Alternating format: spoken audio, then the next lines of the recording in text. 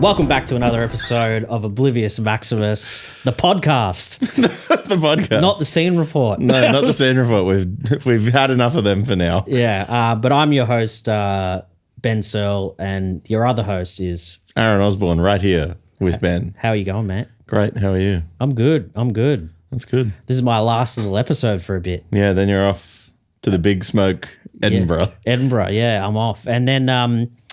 can we reveal the fill-in guest, or do we want to... Yeah, I guess we haven't done any, but Otis from AWOL is going to do a bunch of these with me. And if he forgot that I'd asked him to do that, this is a good reminder. Listen in. But before we go any further, we've got to introduce our guest for this week. Welcome, Carlson from our Carlson. G'day, team. How you going? Thanks for having me. the man doing a podcast tour of Victoria. Yeah, on the tour. But, you know, it's Victoria at the moment. But I'll go into state. Worldwide. I'll go international. Have we checked that this is recording, Aaron? Is this the files all good? Or No corruption here, guys. Conspiracy theories going off everywhere. I'm getting stitched up at the moment, big time.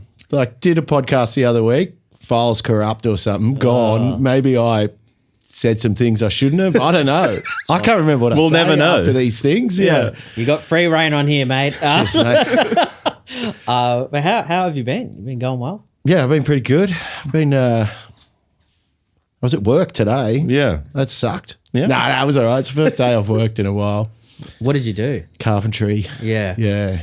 I don't really like it, but I just keep going back for more, you know? It's that Godfather 3. Yeah. Get Pull me you out. back in.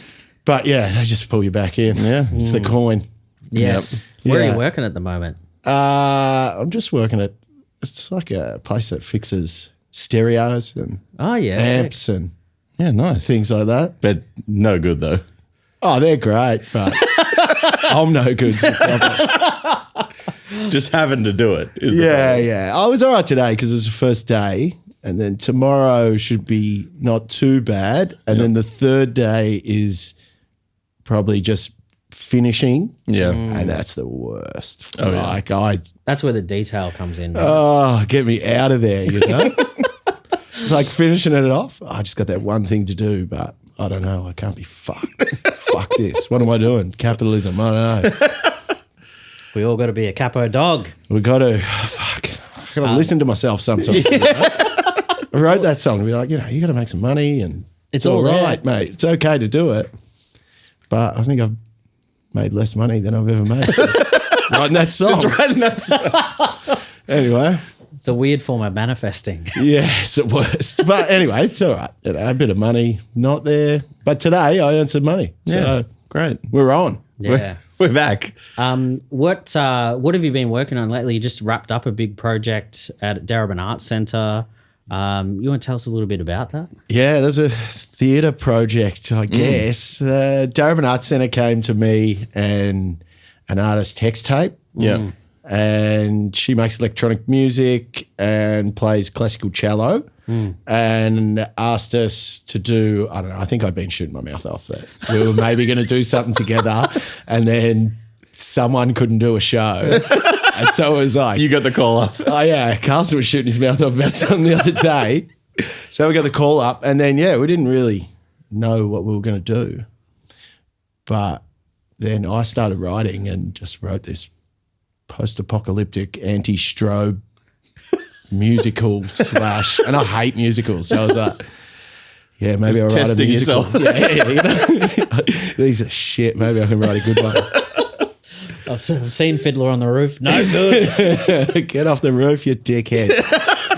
And had you done a project of that size before? Nah. And I just, it just comes along, all this stuff, and you just sort of go, we'll do that. And I kind of pretend I can do everything, but Because I saw like choreography, costumes, and then the music on top of all that. yeah, That's there's full shadow on. puppets, Fucking hell. and yeah. So I think we were had you- one person side stage telling the puppets when to go on. I think I just didn't realise the scope of what I was doing. Yeah, right. But how did it go in the end? Yeah, it went so well. Like, That's great. I kind of was getting really worried that no one was going to be able to follow the story. Yeah. Like, it was a lot of dialogue. Like when there was like a couple of songs, but when it wasn't a song, it was just like ADHD dialogue going the whole time. And I was like, people are going to pick up what I'm talking about. Like calling a strobe, like light source S666. And yeah, but I think a lot of people got it. Like, you know, that's good. People were telling me about the story and I was like, oh, shit, you got that? Oh, Helping you understand your. yeah. Oh, that's what's going on there. Yeah, cool. Well, often it's sometimes with people reflecting back at you, your own work, you're like, oh, I never knew that was what that was about. Like, I've had that with a few jokes where people are like, oh, that's about, you know, death or love. And I'm like, is it? Yes, yeah, it is. Yeah, that's what I meant. Yeah. I'm poignant. Yeah. Yeah, so that was great. And just if we get an opportunity to do something that you don't usually do, just say yes and do it. And, you know, a couple of weeks out, I was like, I've written too much dialogue. I'm not going to be able to do this. This is like ridiculous. But yeah. Did you ever think in the early days of King Brown that you would be writing a musical? I didn't think in the early days of King Brown. Nah, I didn't. Oh, maybe. I probably did then, you know, to be honest. Anything was possible in the early days of King Brown.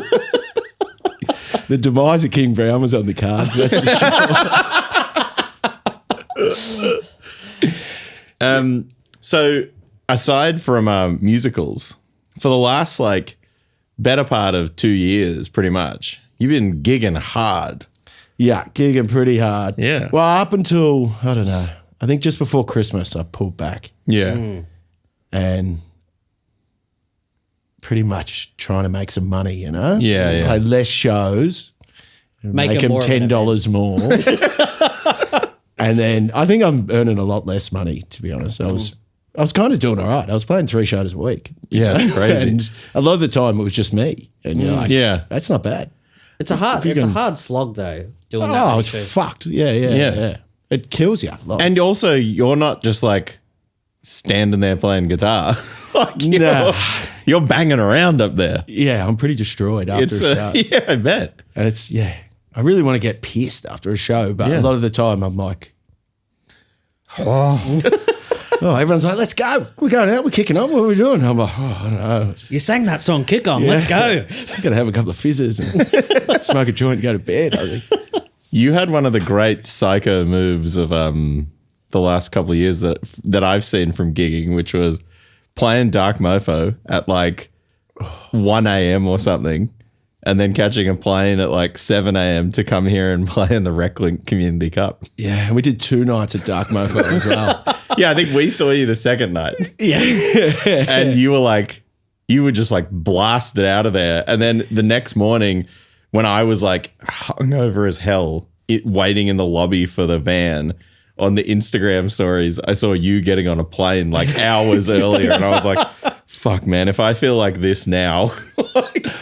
I think I got like half an hour's sleep on the plane. Yeah. And then went straight to the pitch. Yeah. Well, we coming home because, we played. I think we finished at like 2 or 2:30. Yeah. You get out of there, back to the hotel, and then I'm like, I got to sleep, mate. You got to sleep.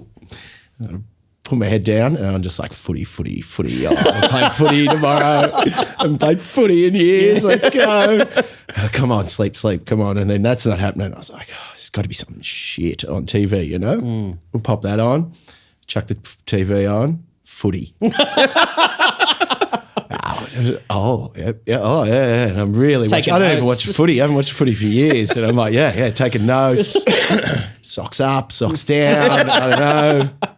But and then you kicked a couple of goals, and then played after that. Yeah, exactly. You straight after the game, got on stage and gigged again. Fuck. And then I went out.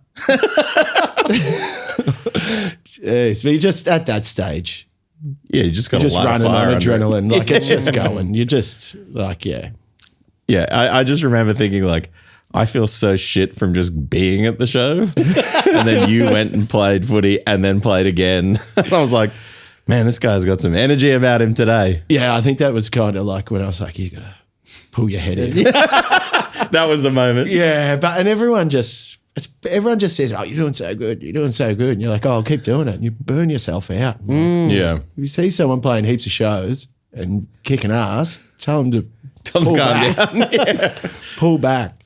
Yeah. But it's hard to pull back when I guess you got that, because you really had that momentum going, and it's easy to just keep rolling. Yeah, and you get asked to play Dark Mofo. Yeah. You can do that, and then you get asked to play the Community Cup in front of 10,000 people. It's like, all right, we're doing that as well. Like, wait, what are you going to say? Now, I think I'm going to sleep. I mean, I think, again, like those opportunities, though, are so sick when they come up that, you kind of are just painted into a corner. And then you forget that you've also done like 30 other things that week that have just drained you to the point of nothing. I was probably working that week. And Well, I think, like you said, it's like when those things are going well and you feel like you got to keep going with it, because when things are not, they're starting to pop, you feel like that's your time to sort of like strike. Whereas I guess as things become a bit more established, then you can say no to things and be a bit more planned. But when is that point? Yeah, I don't say no anymore, but I don't get as many offers either. Shoot your mouth off at every festival. The bigger the festival, the more I shoot my mouth off. Yeah, you wonder why you don't get booked. But they reckon that there's no festivals anymore, so it's not me. It's probably that. It's festivals. Yeah, it's festivals. They're not around. Dark Mofo not on this year. Yeah. So catch you later. Someone did that. They were like, Carlson, you've played a few festivals. It didn't happen the next year. you've been killing them. Hey, well. Didn't even have to play Boogie and got rid of that fucking shit What, Splendor in the Grass? That was up for about a week and a half before they canned that. 1 week, I think. Maybe not even. And then they blamed Kylie. And I was like, I don't think it's Kylie's fault. They meant our Carlson, our Kylie. That's happened before. You'd be surprised. You'd be surprised how often someone's like, Kylie, out of a car. It's Carlson. Yeah, it's Carlson all the way. And what other gigs you got coming up? I got a big one with Cash Savage on. You got a date for that? Yeah, I'll just jump on here. I did this last time. That looks like a bit of a festival, though. Yeah, that is a festival. So hopefully you don't. Estonian Cash's House. money too.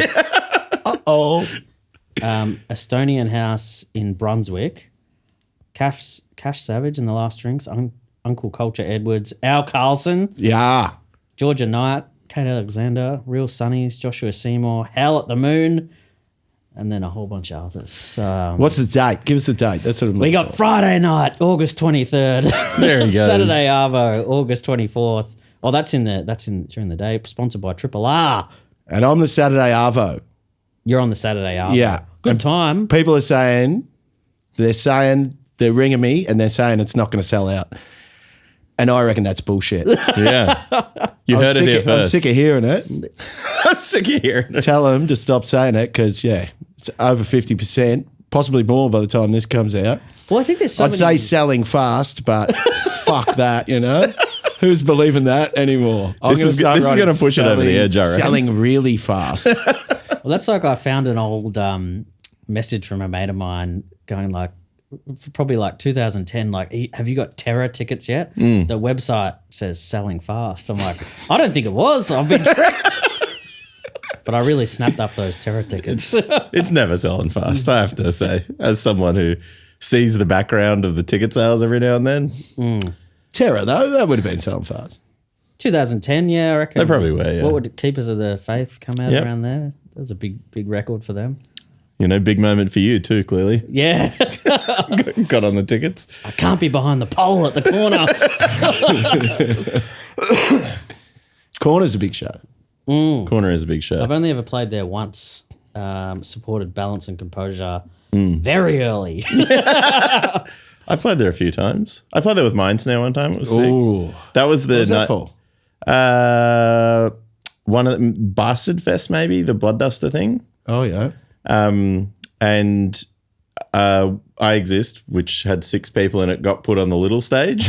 And so we were like really standing right next, like in a line, sort of lined up. Anytime someone turned, you all had to turn. But that was the night that, hopefully I'm not giving away trade secrets here, but Nigel was like, when you play shows at venues like this, just put like groceries on your rider because then you just don't have to buy groceries the next day. And I was like, I'd never thought of that. And he was like, just put on like 3 things of orange juice and you don't have to buy orange juice for a week. That's huge. I was like, oh, he's a genius. That's a professional. That's a professional. Yeah, I don't a think real outside gigger. the night.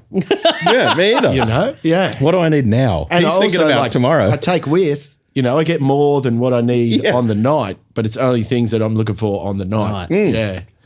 But I'll think- get into that. I think he was like, oh, you put towels on, just take the towels home. Fresh pasta. Well, our friend Nick, we went with Ian and all that. Yeah. For military gun. And our friend Nick walked out of the band room with a thing of Domino's salsa. Oh, not Domino's, Doritos. Doritos branded salsa, thinking it was closed. And then I was teasing him saying, that's definitely open. And he was like, no, it's shut. And then the next morning he pressed the little top and it clicked and It's open. it's baby. open. People have been eating that salsa. Ooh. Yeah. You don't know whose fingers have been in there. Exactly. Yucky. Yeah, yucky stuff. Some people don't even take what's left, though. And you're like, that's yours. Yeah. Bung it in the tote Part of your bag. payment. There is part of your payment. And particularly at places like Margaret Court Arena. What are they going to do with it? Give it to that old racist? Yeah, I don't think so. I've been trying, That people have been saying that Tino Arena. Have you heard that? Yeah. I reckon I started that. Did You you? reckon? I made a meme about 3 years ago about that. Went nowhere. But I put it out there. It's like logged on the internet or whatever. They can find it. But And someone's come in and absolutely hacked it from you. yeah, I haven't. Because then I said it like, I went there for the streets and I was like, Yeah. I'm going to go around and interview people and say like, my mate did that for the streets or some company for the Yeah, streets. we bumped into you at the front. Yeah, to get a ticket. And I was like, I'm going to go around and interview people and ask them for myself and ask them like about Tina Arena. And he was like, yeah, people are talking about that on the radio and shit, like normal radio. And I was like, what? Too slow. We got to get some timestamps up. Too slow. Let's look for timestamps. Yeah, you got to get those bits going up, otherwise Someone's going to think of it. Jokes Yeah. are out there floating about. You just Yeah, you got to Grab go 'em. fast. got to go fast. spit them out. So how long back does the performance element of Al Carlson go in its current state? When did I first perform? Yeah, like in this state that you are in now. It was like just when lockdown lifted. Yeah, right. So I recorded the vocals when lockdown started.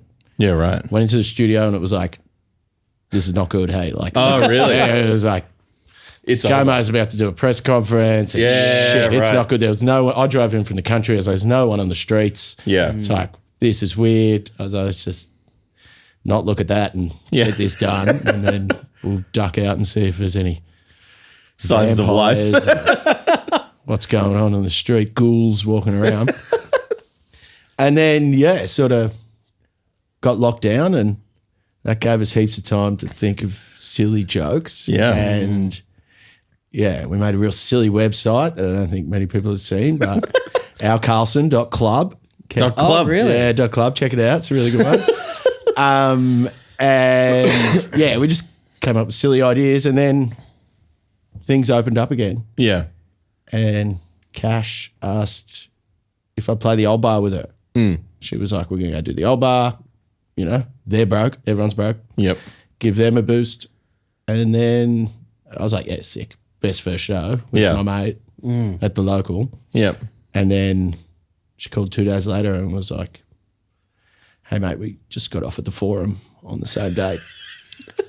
And I was like, fool, maybe get someone else. Hey, like, I'm keen, don't get me wrong, but I don't think I'm going to sell you many tickets. $50, you know? Yeah. And then, yeah, she was like, nah, that's a pisser. Let's do it. Get up there. Yeah. So that was the first ever. That was the first one, yeah. Yeah, fuck. That's mental. And how was that?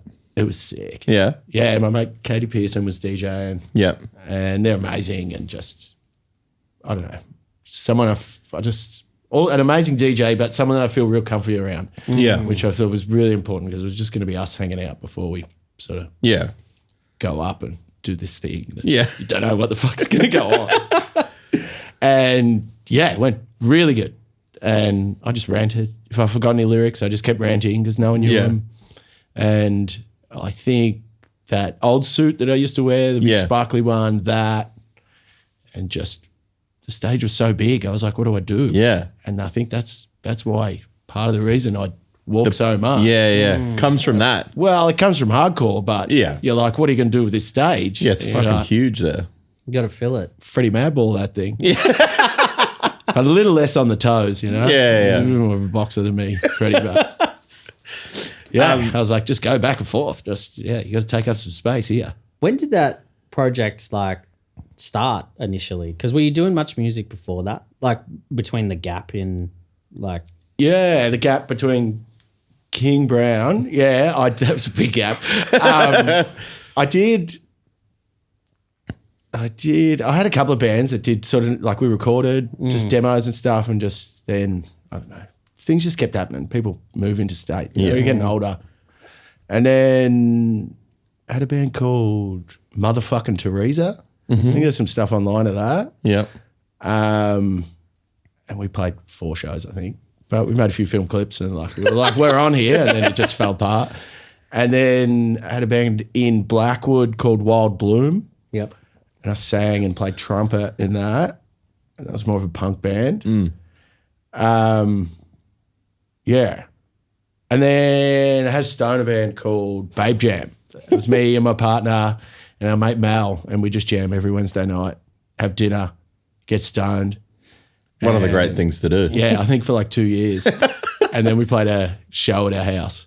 Nice. Played a house show, and that was pretty sick. And then, sometimes we jam now, every now and again, but it's not meant to be a... Yeah. We just play the same riff for like 8 minutes. Yeah, that's being in a stoner band. Yeah. One of the great reasons to do it. And you're sort of like, are you still in between Blackwood and... Nah, just in the Big Smoke now. Just in the Big Smoke? Yeah. In the Big Smoke. Got out of the country. We got sucked back in by the rock. They always bring you back in. Yeah. But it was good out there. Yeah, because like you had 9 a years. good 9 years. Fuck, that's wild. Yeah. Really fabric of the community out there. Yeah, it really was. But I feel like, then COVID happened and house prices got expensive. Yeah. People started selling. People that rented couldn't rent anymore. Like all the kook bags. Yep. Classic. Yeah. And I was like, right, I'm out too. Catch us later. It's sort of like a bit more. I feel like the country like doesn't get its credit for how many kooky people are out there because they can't quite fit into the city, so they're just out there. Yeah, Blackwoods is like northern exposure. Dead set. It is crazy. They're like people out there. Just real characters. Real characters. Kook bags, you know, and the stories of the town. Yeah. Years gone by. Just amazing. People shooting their toe off out the side of the pub. And I love that. You were doing a little zine for a while out there, weren't you? Or a little newsletter? no, I was delivering the... You were delivering delivering the Blackwood Times. And I'd be in it a bit. I would be in it a bit. And I came over one day to interview my partner. And I was like, oh, yeah, great year. This thing happened to me yesterday. It's amazing. Check this out. I open up this pizza box. And he's like, well, look at the grease. It's a weed leaf. So I had this pizza. And I went to work the next day, having a couple of slices and picked up the last one. I was like, oh, you're kidding me. This is great. Like, you got to put it in the Blackwood Times. And he's like, I don't know, Carlson. Go on, mate. He's like, it's not the weed leaf. It's just like kind of shit. You know? I was like, it's like Jesus toast, mate. This is like... This is the thing. This is what people want, you know? This is a miracle. Yeah. This is going to take the Blackwood Times to the next level. Yeah, like they already got Whose Tat Is That, which is great, you know? But Whose tat is that? But I got in there for that, and I still got the pizza box at home. That's so good. Slightly faded to what it was, but it's holding up. That's Holding good. up. It's good grease. Should frame it. Yeah, I'm going to show it one day. Whose tat is that? I think we might have to steal that segment. Yeah. And then it had like who it was just written upside down under it. So no matter what, you'd be like, I already know. It's only 350 people in town. You know? of that, there's only 100 that are going to want to put their tat on the paper. In the paper. I've been doing this. I found out about this guy, the Button Man. Have you ever heard about him? He's just a guy that lives out in the Victorian High Country, and there's like all these kind of like stories about him. And he just has a big coat with these buttons on it, but he'll just go up to people's fires and stuff and just sit down, open a beer, say nothing, and that's it. And they're like, what's the go with this guy? And I'm like, I don't know.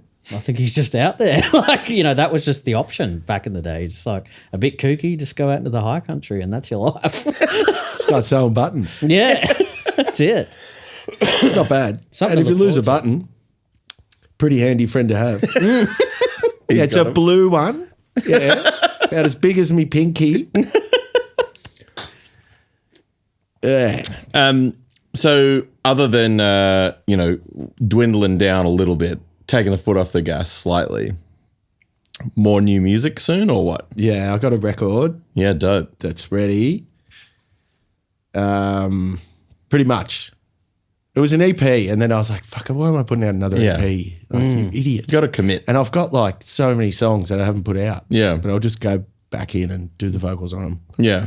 again. And yeah, we'll have an album. How are you guys going about writing the songs? These ones I wrote with a guy called Nicodemus, and we just went into his little studio at his house in West Footscray and just like kind of bashed them out in like 3 or 4 hours. Yeah, wow. Yeah, sick. And yeah, in 3 hours we'd have like a song.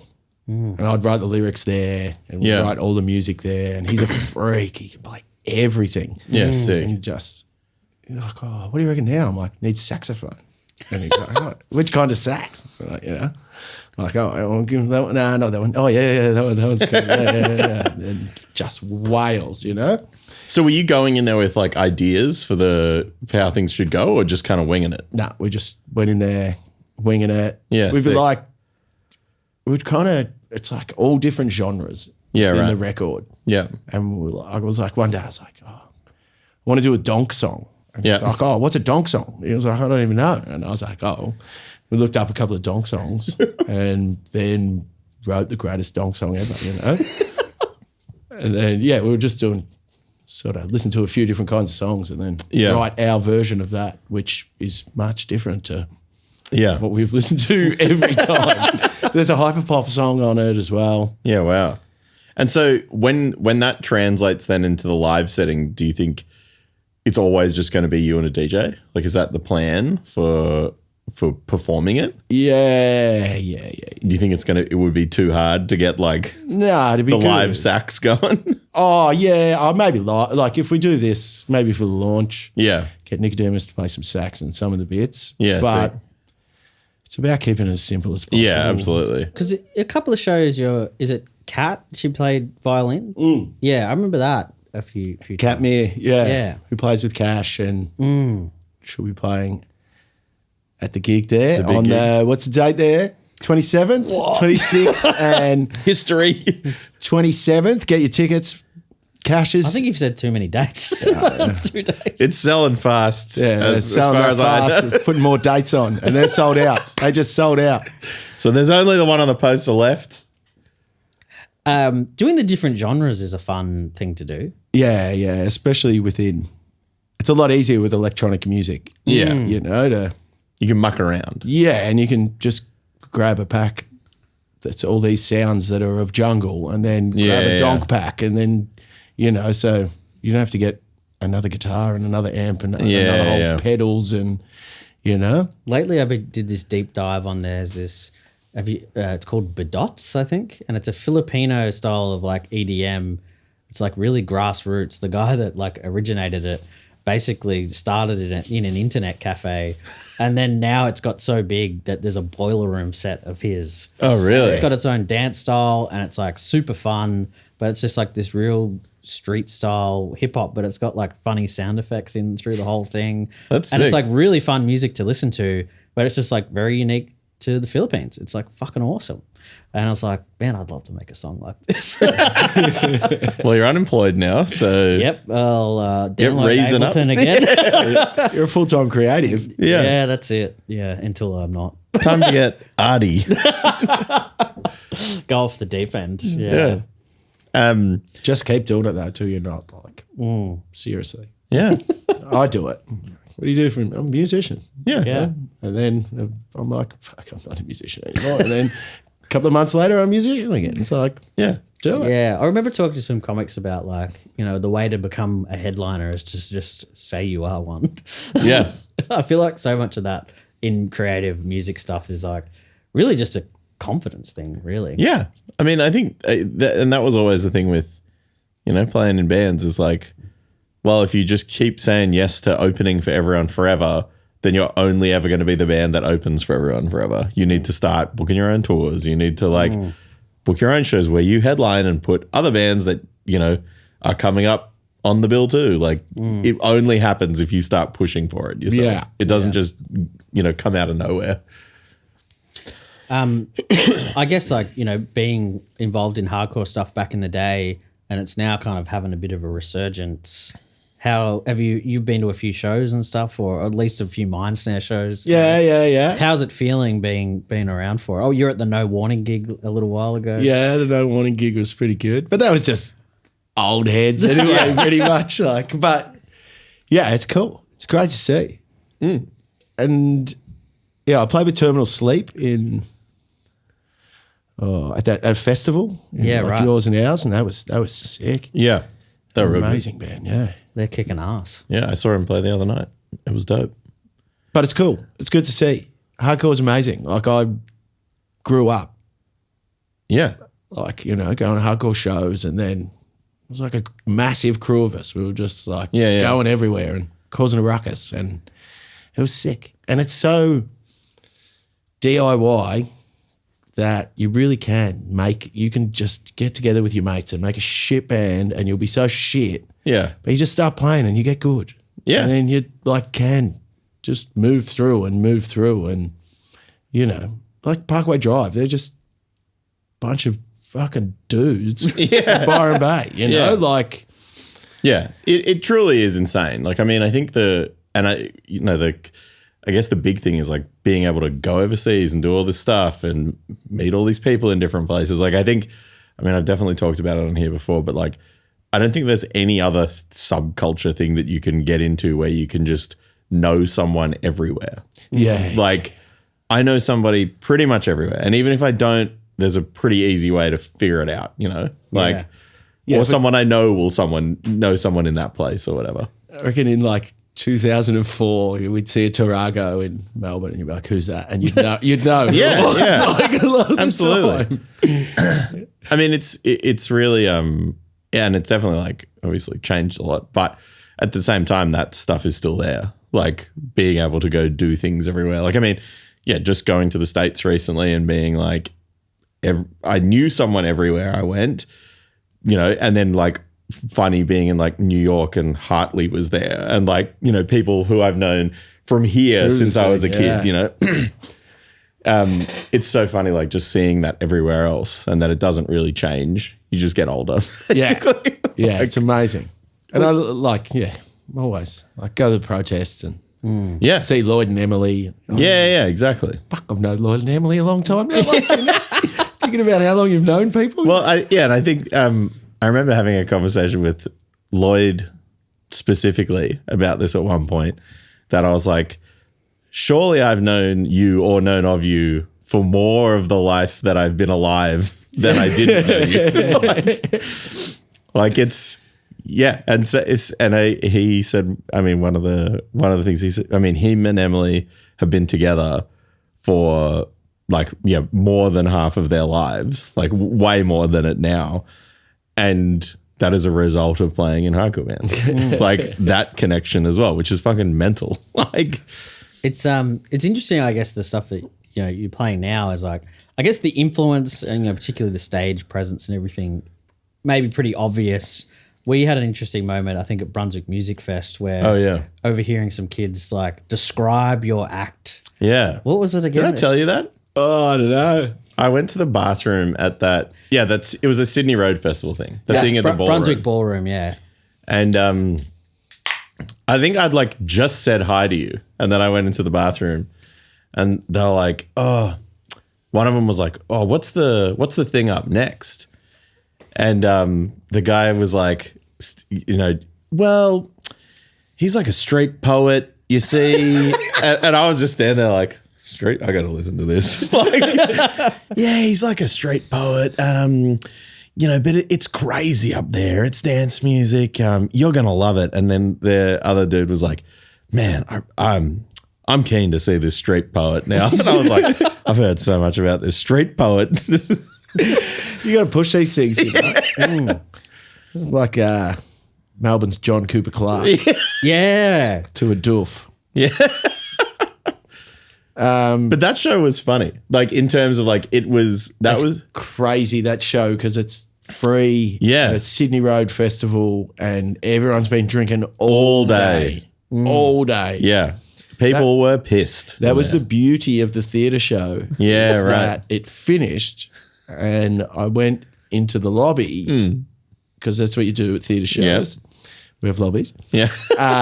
And just spoke to people and they were coherent. Yeah. And Very different. yeah, and it was like, sometimes after our Carlson, it's like 1 a.m. and people are like, thanks, mate.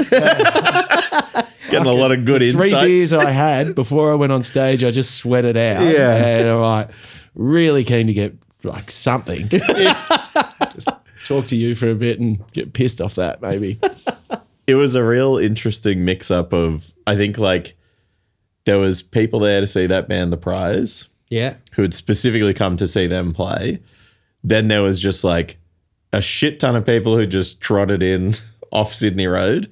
Then people who were there to see you guys.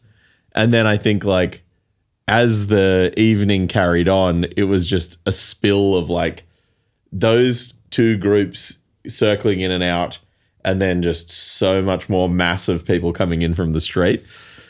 Yeah, it's wild. But when you were playing, it got like, it was getting raging in there because people were like, I mean, they've been drinking all day. Been drinking all day. A few dudes left as well, which is good. I was really ripping into cis dudes, you know, saying how we can do a little bit better.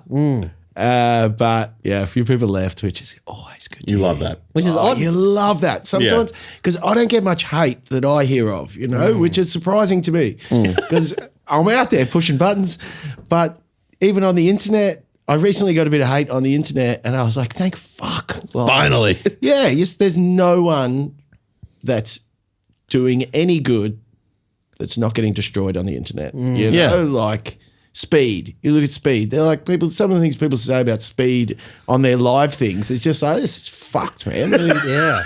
Fucking disgusting. Like, Yeah. yeah. And then Amel and the Sniffers, classic example. Yeah. Popping it from everywhere. They're fucking sick and they're killing it. Yeah. It's like, fuck, if people don't start cutting me down, I'm not a tall poppy. You know? It's such get a over the top. Like, Yeah, it's such a funny thing that Australia has, that tall poppy syndrome. It's like it is a really, I don't know, it makes a lot of sense. Yeah. Because I watch a lot of dash cam video compilations, Australian ones, and it is like such a, I don't know what the word for it is, but like an analogy for an Australian culture. We love to dob on each other. Yeah. And the dash cam compilation video is no better example of that.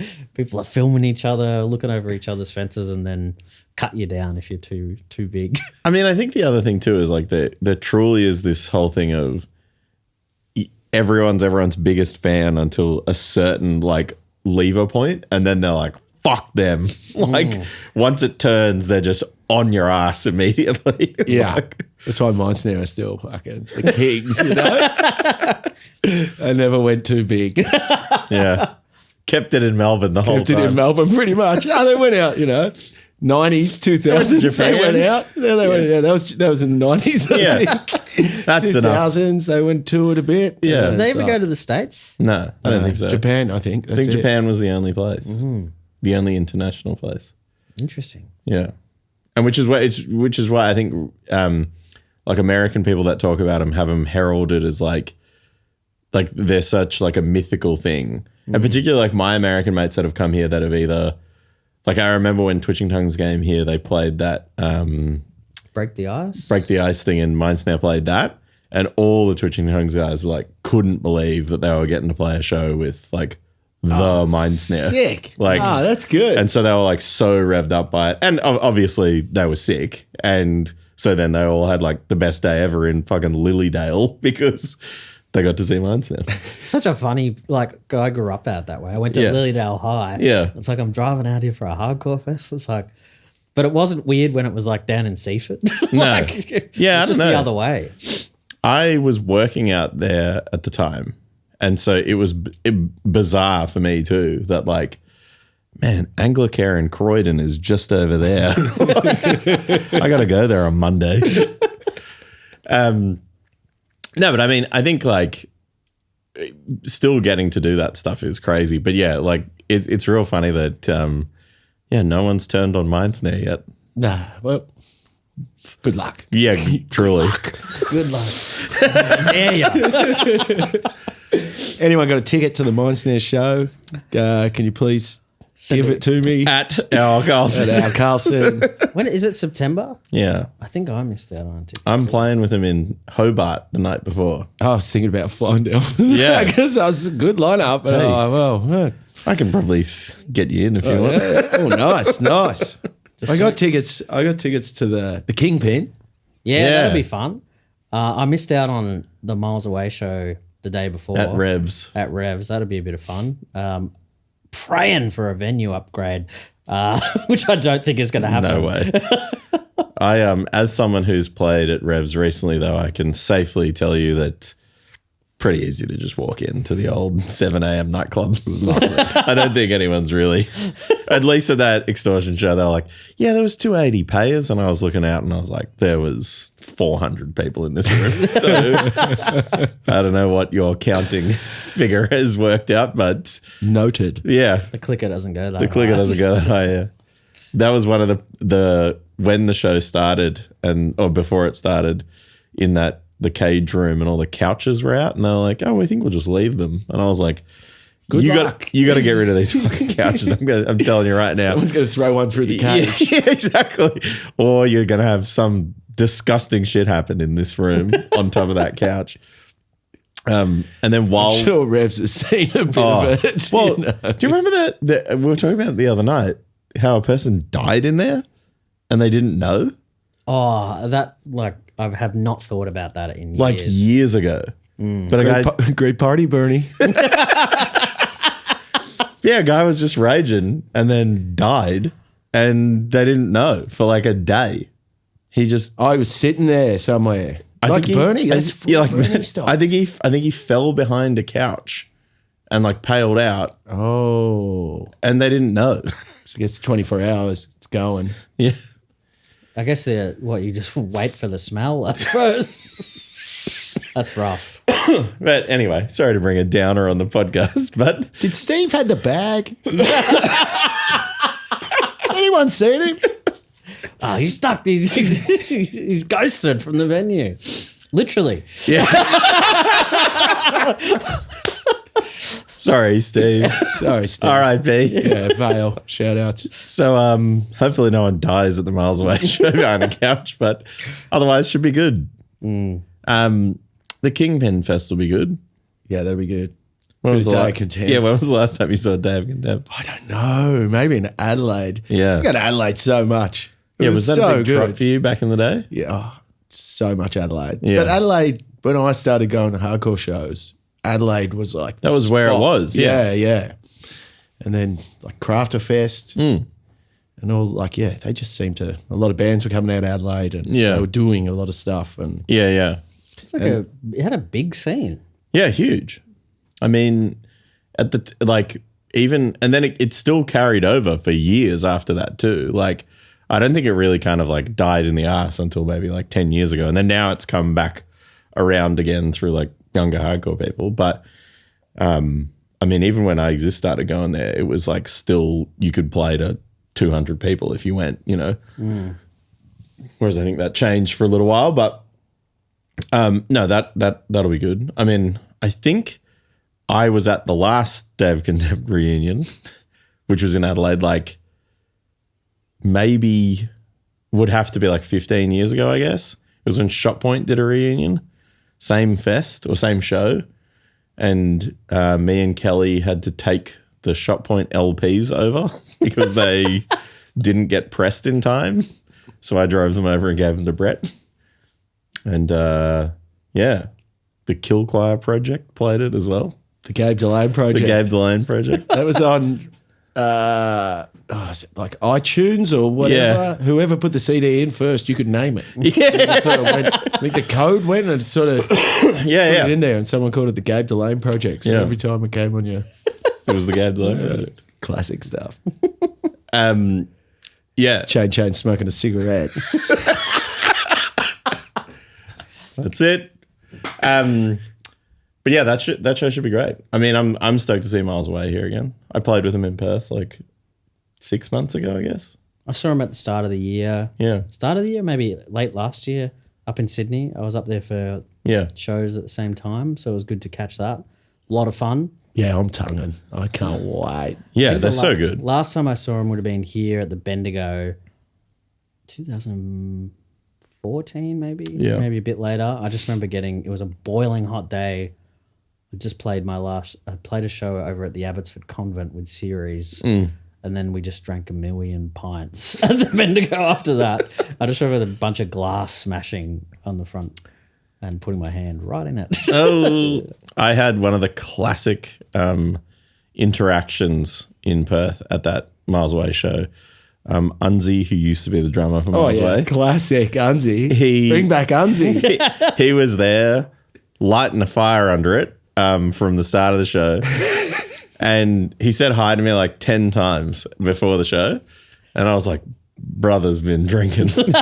And he kept, every time he saw me, he kept going, where are the Miles Away guys? And I was like, there or there. Like I was just sort of directing him around like every time I saw him, I felt like I was retelling the same instructions. And then after, like, I think Miles Away were playing and I went downstairs at Amps to get another beer. And I went down there and he was just sitting down there and he goes, man, where are the Miles Away guys? And I was like, brother, you're not going to believe this. They're playing. And he was like, oh, fuck. And I like ran up the stairs. But anyway, that's my Unzi story. It's a classic. Yeah. I always loved it when Unzi was on tour because something like that was going to happen. Yeah. The band was happier when he wasn't, But I was like, oh, really? Oh, But yeah, there was always something like that going on. Yeah. It was like funny if you're not in the band. Yeah, that's what makes playing in bands fun. Yeah, that's what hardcore is. Funny if you're not in that Funny band. if you're not in that band, yeah. Yeah, I would say like half of my stories are like either now when I was in the band, something horribly annoying, now I can laugh about it, or laughing at the misfortune of whoever I was touring with or like whoever I happened to be doing something with that week. All right, so other than the big gig, The big gig is like a hardcore show as well. So yeah. Cash has hired the whole hall Yeah, sick. and PA. Sick. And Cash will be working the bar. I'll be working the bar. Cash bar. Cash bar. Bring Cash too. And yeah, so everyone that's playing has a member of Cash's band in it. Yep, sick. I've got Cash. So Yep, you've got pretty good. the big one. Pretty good.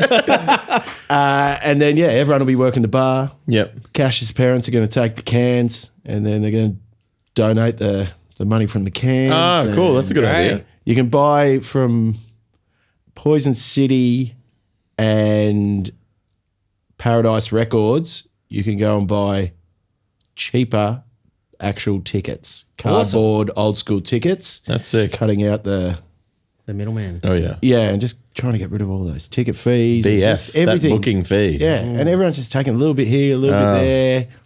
So Cash is like, we'll try and do it all. Yeah, it's Yeah. sick. That's a See great how we idea. go. So come, so then we can do it again, and then Yeah. we can take over these fucking corporate pricks. Yeah, getting rid of that booking fee would be a real sweet endeavor. Oh, because you're always like, oh, this is looking all right. And then you go, oh, fucking the booking fee. Yeah. And you go, oh, that's a lot of money. Yeah. On every ticket. On every ticket. Yeah. Just do it in bulk. Yeah. What about if they pay cash on the door? Yeah, you're still taking that. Oh, yeah. Well, recently someone we know did that for a show, just cash only on the door, and it went pretty well. And then, you know, that's all sorted. Give that straight to the bands.